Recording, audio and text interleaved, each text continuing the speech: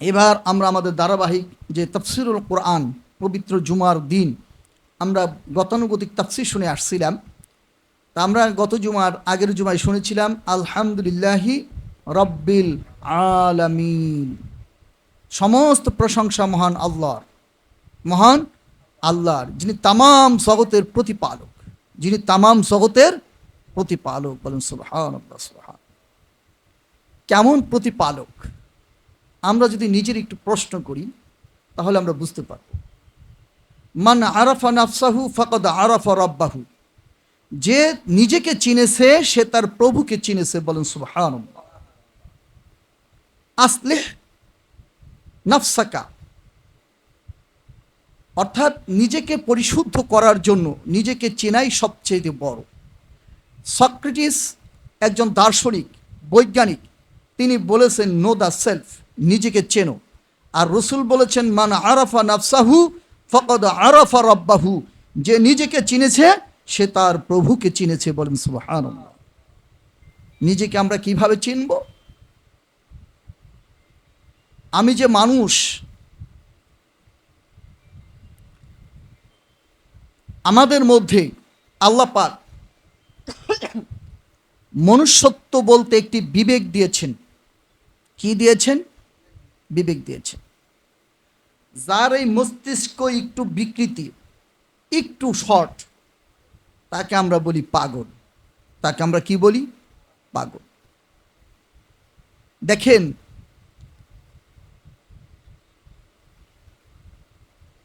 আমাদের এই মস্তিষ্ক যেভাবে চলতেছে, কখনো যদি আমরা ব্রেন স্ট্রোক করি তাহলে মাথার মধ্যে যে কিছু টিস্যু থাকে, টিস্যু এগুলো ড্যামেজ হয়ে যায়। এগুলো কি হয়ে যায়? ড্যামেজ হয়ে যায়, রক্ত চলাচল বন্ধ হয়ে যায়। তখন মানুষ মানুষের মুখ বাঁকা হয়ে যায়, সে কথা বলতে পারে না। তা আল্লাহ পাক আপনাকে আমাকে সেই সুন্দর মস্তিষ্ক পরিচালনা করছেন, আপনি আমি বেঁচে আছি। এই যে আমরা শ্বাস প্রশ্বাস গ্রহণ করছি, নিঃশ্বাস নিতেছি, দেখবেন যারা রুগী হাসপাতালে ভর্তি হলে তাদেরকে অক্সিজেন দেওয়া হয়, ঠিক না বেঠিক? 1 ঘন্টা অক্সিজেন দেওয়ার জন্য ডাক্তারকে 10,000 20,000 টাকা দিতে হয়, বিল দিতে হয় অক্সিজেনে, ঠিক না বেঠিক? আপনি আমি জীবনে কত অক্সিজেন গ্রহণ করলাম, যদি আল্লাহকে বিল দেওয়া লাগতো তাহলে আমরা কি টাকা দিয়ে কুলাইতে পারতাম বলেন? তাহলে তিনি হচ্ছেন রব্বিল আলামিন, যিনি আমাদের জন্য সহজ করে দিয়েছিলেন অক্সিজেনের ফ্যাক্টরি। গাছ অক্সিজেন ছাড়ে আর আমরা কার্বন ডাই অক্সাইড বিষাক্ত, এটা গাছ গ্রহণ করে এটাকে রিফাইন করে সে আমাদের জন্য অক্সিজেন তৈরি করে এরপরে ছাড়ে। বলেন সুবহানাল্লাহ। আমরা প্রত্যেকটা নিঃশ্বাসে এই অক্সিজেন গ্রহণ করছি, এই অক্সিজেন গ্রহণ করে আমরা বেঁচে আছি। মানুষ আপনার কি অক্সিজেন গ্রহণ ছাড়া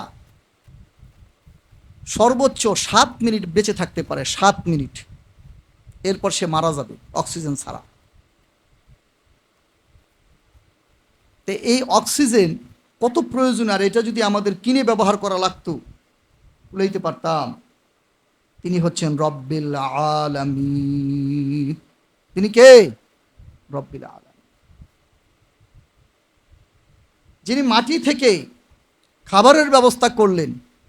আম গাছে আম হয় মিষ্টি সুস্বাদু, জাম গাছে জাম হয় মিষ্টি স্বাদ আরেক রকম, বেল গাছে বেল হয়, তাল গাছে তাল হয়, কাঁঠাল গাছে কাঁঠাল, লিচু একই মাটি থেকে কে তৈরি করলেন?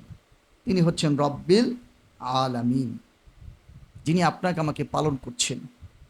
কিন্তু আমরা এই রিজিকের কোনো চিন্তাই করি না কিভাবে কোত্থেকে আসে। একটা ধান আপনি রোপণ করলেন, এই ধানের পেছনে ফেরেশতারা শ্রম দিতেছে, আল্লাহ পাক ফেরেশতা লাগিয়ে দিয়েছেন। এই ধানের পেছনে ফেরেশতারা মেহনত করে এরপরে পরিপূর্ণ হৃষ্টপুষ্ট ধান, একটা গাছ থেকে কতগুলো ধান হয়। আপনার আমার রিজিকের ব্যবস্থা কে করছেন? আল্লাহ। বলেন সুবহানাল্লাহ। প্রতিনিয়ত মানুষ লক্ষ লক্ষ টন মাছ ধরতেছে, এরপরও আমরা খাওন পাচ্ছি, রিজিক কিন্তু পাইতেছি। কে ব্যবস্থা করলেন? রব্বিল আলামিন, তিনি আমাদের রব, তিনি আমাদের রব। আসুন, যে রব এই আপনার আমার মাটির দেহ হৃষ্টপুষ্ট করার জন্য মাটি থেকে উৎপাদিত ফসল, মাটি থেকে উৎপাদিত খাদ্য আমরা খাচ্ছি, ঠিক না বেঠিক? আম, জাম, কলা, লিচু, কাঁঠাল, পেঁপে, যা কিছু বলি, এই যে বিভিন্ন ধরনের ফল ফ্রুট, এগুলো কোত্থেকে তৈরি হয়? মাটি থেকে। আপনি আমি কি থেকে তৈরি? মাটি থেকে তৈরি। এই দেহ মাটি থেকে তৈরি। আব, আতস, খাক, বাত, হাড়, রগ, মনি, মজক, গোস্ত, পোস্ত, লৌহ, লম, 4 চিজে মানুষ তৈরি। কয় চিজে? 4 চিজে মানুষ তৈরি। তা মাটির দেহ, এই দেহ কিসের? মাটির। আর এই দেহের হৃষ্টপুষ্ট শক্তির জন্য মাটির খাদ্য আমরা গ্রহণ করছি।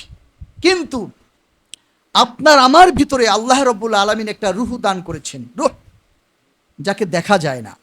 আল্লাহ কোরআনে বলেছেন, ইয়াসআলুনাকা আনির রূহ, যে আল্লাহ রসুলকে বলেছেন, হে রসুল, আপনাকে কাফেররা প্রশ্ন করবে রূহ কি জিনিস, রূহ কি জিনিস, আপনি বলে দেন এটা আল্লাহর এক হুকুম, আল্লাহর এক অংশ বিশেষ। বলেন সুবহানাল্লাহ।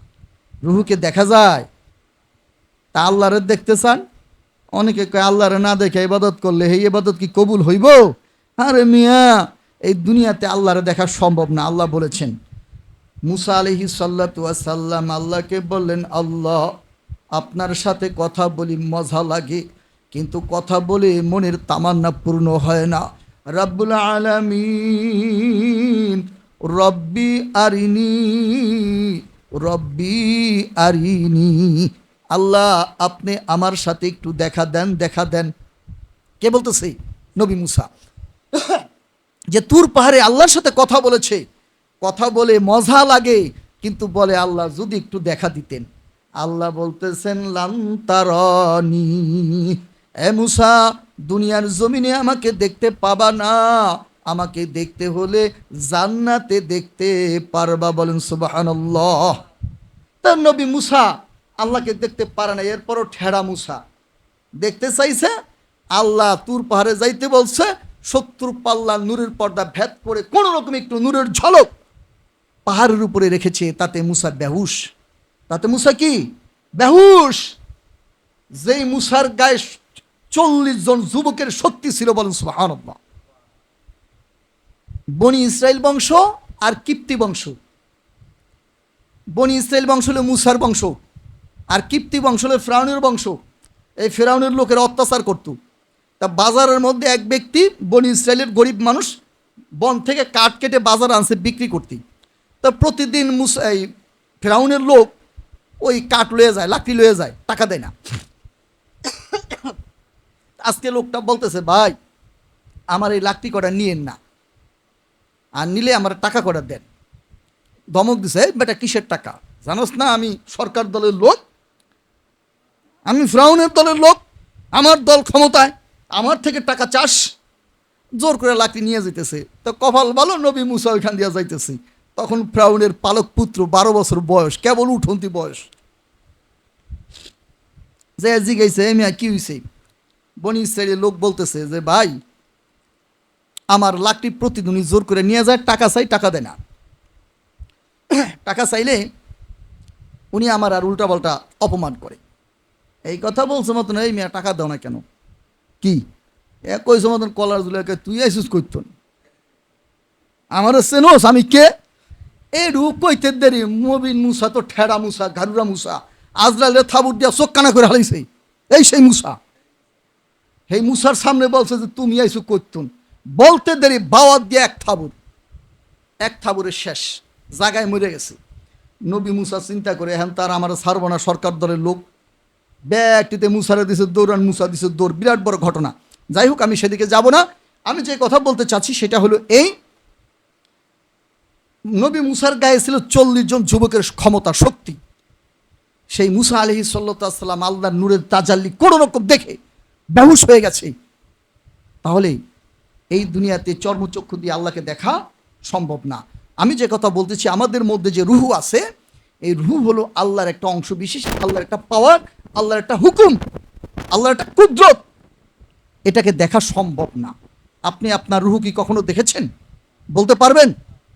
দেখতে পারি নাই। তাহলে এই রুহের একটা খাদ্য আছে, সেটা কি? জিকির, কোরআন তেলাওয়াত, নামাজ, ইবাদত বন্দিগি, এগুলো হলো রুহের খাদ্য। বলেন সুবহানাল্লাহ। যেই ব্যক্তি বেশি বেশি জিকির করবে, কোরআন তেলাওয়াত করবে, নামাজ পড়বে, আল্লাহর পথে বেশি বেশি চলবে, তার রুহটা তত বেশি শক্তিশালী হবে। বলেন সুবহানাল্লাহ। এই রুহু কোরআনের আলোতে, জিকিরের আলোতে, ইবাদতের আলোতে পরকালে দৌড়ে দৌড়ে হাসরের ময়দানে আপনার পুলসিরাত পার হয়ে যাবে।